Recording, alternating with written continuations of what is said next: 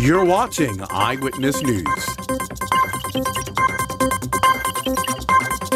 Welcome back. Well, we continue to take a look at Grand Bahama. Our Theo Sealy has been covering stories from the nation's second city. Tonight, it's concerning some mega developments, and it's an in-depth conversation with Grand Bahamians about hope that remains on the horizon for the island's bounce back. Tonight, he has a one-on-one chat with a foreign investor whose business is booming, and he shares why he chose Grand Bahama Island to set up shop. Theo Sealy takes it from here.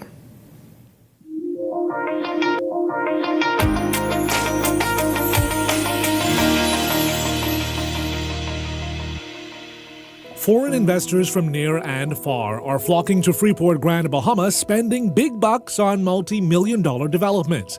The landscape for them, they say, is quite attractive. Xquisite Yachts is generally a yacht manufacturing business with factories in South Africa and Portugal. And when it comes to its corporate base, Freeport, Grand Bahama is where it calls home.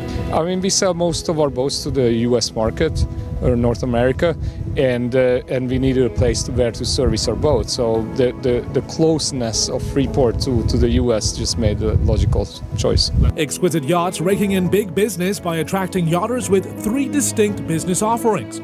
First up, try it before you buy it charter. So those are our potential customers that they, some of our boats are over $5 million, so they want to try the boats thoroughly before they make a decision. Then there's the luxury cruise charter. Got $20 to $60 million to spare. You can get 1 week in paradise, full service. Bahamas is one of the most beautiful cruising ground in the world, and they got the perfect luxury service, gourmet meal on board, and the crew taking care of them. And on a smaller scale, a new addition, day charters. So day charters, we having now a 40 power cat built, and we have a 30 sport cat, sail cat. So both power and sail, people that visiting the island can do additional adventures and tours with us. And just so you know, business for Xquisite Yachts doesn't stop there.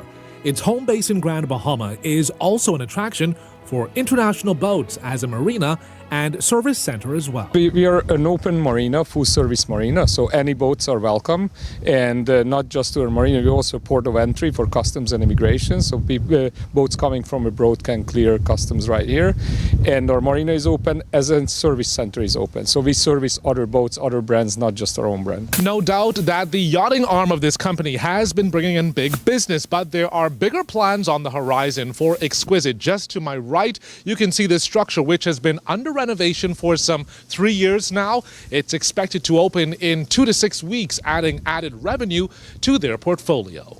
Before it was a 32-room hotel, which we're now converting into 1, 2, and 3 bedroom apartments.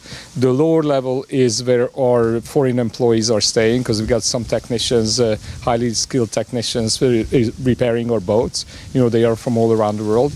They stay on the lower levels, and the upper levels are rental apartments. So we have, for example, 3 bedroom units. When some of our boats that has 3 cabin boats, the owners come for a repair, we can put them up in the apartment while we work on their boats.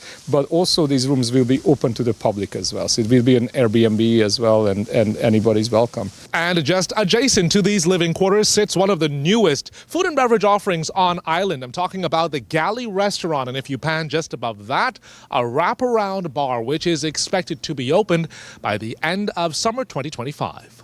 We originally planned to do just like a restaurant for our boat owners here, and as opposed to this, it became a hotspot for locals. So we're grateful that for the support that we have from the local community. The restaurant all weekends we're completely full. We got wing Wednesdays, a Sunday brunch. We have a heated pool and a playground, so families can spend the entire day here. A lot of boaters started to come now that they just we keep one dock open for them, so they come when they're day boating out there. They stop for lunch as well. So it is becoming like a hub, not just for boaters but also for locals. So the upstairs bar is our next project in the hospitality side of our business. It will be a sports bar and event center. It's very big. It takes up the same place has the restaurant and the kitchen, but above it. So it's a pretty big place.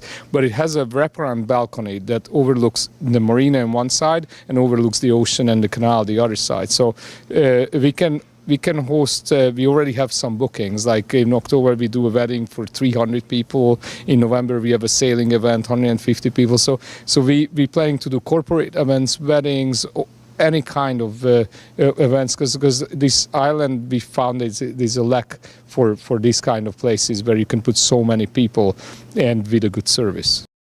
Big news coming out of Grand Bahama tonight. Xquisite Yachts revealing exclusively to Eyewitness News that it's about to undertake a multi-million-dollar venture on one of the most pristine canal fronts on the island. We're purchasing that property and demolishing all these old buildings, the eyesore that you see behind me. And we designed a gated community with 60 nice large apartment units, 2, 3, and 4 bedroom units with docks all around, so people can dock their boat as well as have an apartment at the same time. What you're looking at are the official renders for the gated community. It's the first time that developers have publicly allowed an inside look at what the mega investment will look like. With the docks and boats docked all around it, it will have a clubhouse with a pool, direct service to a restaurant over, so we'll have a little boat service to bring, and golf carts to bring people over to have a restaurant. And here we have as well as a heated pool and a bar and restaurant. The units, which will replace these dilapidated structures, will be for sale and for rental. The entire project is expected to cost some $30 million to construct. I mean, we're firm believers that Grand Bahama's future is bright, and that's why we're heavily investing here on the island. You know, this gated community, I mean, in nice big apartments, we'll bring in our existing boat owners already, some of them interested in purchasing a property here. And other people, you know, just high net worth people as a second homeowners. Grand Bahama is so close to the U.S. and has everything, beautiful beaches. The gated community is not the only thing that developers plan to roll out. The access canal to Exquisite Yachts Marina will also receive a facelift. The access canal to our marina, which is badly silted in, and the breakwater completely disappeared over the years because there was lack of maintenance, and the developer of the area, which is Venice in the Bahamas, is in bankruptcy for probably 20 years, so nobody was dealing with it, and the channels silted in a level that our boats got stuck, even in high tide couldn't come in and out, so we had to pull the trigger, and we are self-financing the dredging and rebuilding of the breakwater, so we have a proper deep water access to our property and to our marina, because otherwise our business just can't operate. As you look at this pristine area surrounding me, the beach and the canal passageway, you might question if any work in this area might negatively impact the environment. Well, I posed that question to Hamor today, and he assured me that there is no dredging underway. It's simply a top-up service for the passageway.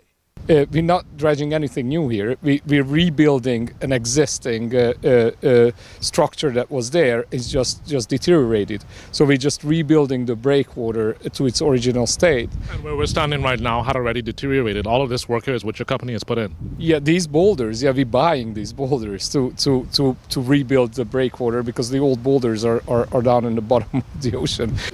The timeline for this multi-million-dollar project to unfold? Well, according to Hamor, these dilapidated buildings will all be torn down and this area fully redeveloped within 5 years' time. So we're actually looking at a timeline of 2030 for full materialization. Reporting from Grand Bahama Island, I'm Theo Sealy, Eyewitness News.